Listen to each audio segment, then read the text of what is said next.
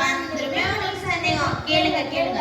இவங்க எதை பத்தி வில்லிசை பாட வந்திருக்கோம்? ஜாதி மத வேறுபாடின்றி உலக மக்கள் அனைவருக்கும் தேவையான அனைத்து வாழ்வியல் கருத்துக்களையும் அள்ளி அள்ளி வழங்கக்கூடிய உலக பொதுமறை என்ற திருக்குறளை தந்த அந்த திருவள்ளுவர் பத்தி தான் வில்லும் பாட்டு பாட வந்திருக்கோம். நம்ம திருவள்ளுவர் எப்படிப்பட்டவர் தெரியுமா? அறநெறியை எடுத்துரைக்க பொதுமறையை தந்தவராம், நம்மளுக்கே பெருமை சேர்த்த வள்ளுவராம், திருவள்ளுவராம். உலக மக்கள் அனைவரையும் தர்மத்தின் வழி நடத்தும் பேராற்றல் கொண்டவராம், வள்ளுவராம், திருவள்ளுவராம். நம்ம திருவள்ளுவர் எப்படிப்பட்டவர் சொல்றீங்க? அவர் எப்ப பிறந்தார் சொல்லலையே? சொல்றேன் கேளுங்க. நம்ம திருவள்ளுவர் கிமு 31ஆம் நூற்றாண்டுல பிறந்ததா நம்ம ஆய்வாளர்கள்லாம் சொல்லிட்டு இருக்காங்க. அது மட்டும் இல்ல, ஒவ்வொரு வருடமும் தைத்திங்கள் 2ஆம் நாள திருவள்ளுவர் தினமா கொண்டாடிட்டு இருக்கோம். இவர் எப்ப பிறந்தான்னு சொல்றீங்க, ஆனா இவர் எழுதுற திருக்குறளை பத்தி சொல்லலையே. நாட்டை ஒருங்கிணைக்கும் போரெல்லாம் படிக்கும், நாட்டை ஒருங்கிணைக்கும் போரெல்லாம் படிக்கும்.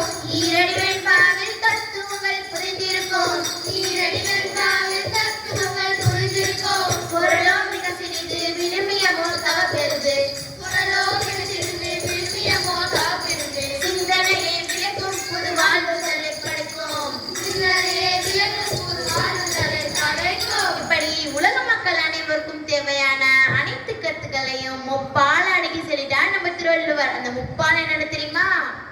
ஆவின் பால் தெரியும், ஆரோக்கிய பால் தெரியும். அது என்னது முப்பால்? இந்த பால் தானே எங்களுக்கு தெரியும், அது என்ன முப்பால்? நான் சொல்றேன், ஆட்டுப்பால், மாட்டுப்பால், எருமைப்பால். சரியா போச்சு. இதுக்கப்பா நானே சொல்றேன். முத்தமிழ், அதாவது 3 தமிழ். சரியா சொல்லிட்டீங்க.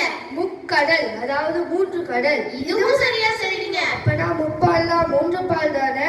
ஆமா. இருங்கப்பா நானே சொல்றேன். அறத்து பால், பொருட்பால், இன்பத்து பால். சரியா சொன்ன. அறத்துப்பால் 38 அதிகாரமும், பொருள் பால் 70 அதிகாரமும், இன்பத்து பால் 25 அதிகாரம்னு மொத்தம் 133 அதிகாரங்கள் இருக்கு.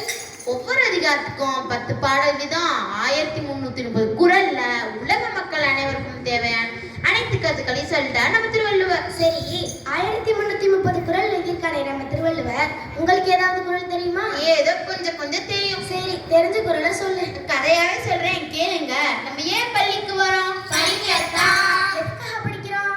அறிவை வளர்க்கத்தான். கல்வி ஒன்றே வாழ்வில் உயர்வளிக்கும். ஆமா உயர்வளிக்கும், ஆமா உயர்வளிக்கும். அறியாத வழி வகுக்கும், ஆமா வழி வகுக்கும், ஆமா வழி வகுக்கத்தை போக்கி விட்டார்.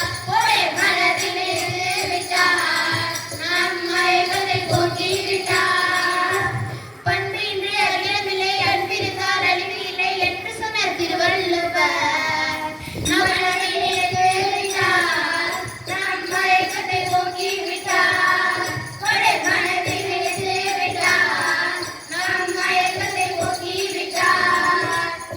இப்படி பெரியவங்க எல்லாரும் சொல்றதை கேட்டு நடந்துக்கணும்னு நம்ம திருவள்ளுவர் சொல்லியிருக்காரு. அதனாலதான் நம்ம திருவள்ளுவர் எப்போ நம்ம மனசுல நினைச்சு